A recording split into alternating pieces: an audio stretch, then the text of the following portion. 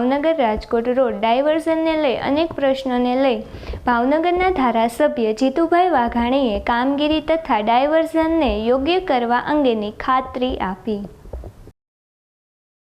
Sihor Bhavnagar Rajkot highway road એટલે કે સિહોર ટાણા ચોકડીથી લઈને વડલા ચોક સુધી છેલ્લા ઘણા સમયથી રોડની હાલત એકદમ ખખડધજ આનંદ થઈ ગઈ હોય ત્યારે અવારનવાર રાજકીય આગેવાનો, સામાજિક સંસ્થાના આગેવાનો વગેરે દ્વારા આવેદનપત્ર આપ્યા વગેરે રાજકીય આગેવાનો દ્વારા રજૂઆતો પણ કરવામાં આવી હતી, પરંતુ આ દિન સુધી કોઈ દિવસ કંઈ કરવામાં આવ્યું ન હતું. ત્યારે હાલ અત્યારે ભાવનગર પૂર્વના વિધાનસભાના ધારાસભ્ય એવા જીતુભાઈ વાઘાણી દ્વારા પોતે અંગત રસ લઈને તાત્કાલિક ધોરણે શિહોરના ટાણા ચોકડીથી લઈ વડલા ચોક સુધી આ રોડ બનાવવામાં આવે તેવી પાર્લામેન્ટ સુધી રજૂઆત લઈ ગયા હતા અને તાત્કાલિક ધોરણે આ રોડને મંજૂર કરવામાં આવ્યો હતો. ત્યારે હાલ અત્યારે આ રોડની કામગીરી શરૂ કરી દેવામાં આવી છે. ત્યારે ગઈકાલે રાત્રે જીતુભાઈ વાઘાણી પૂર્વના ધારાસભ્ય પોતે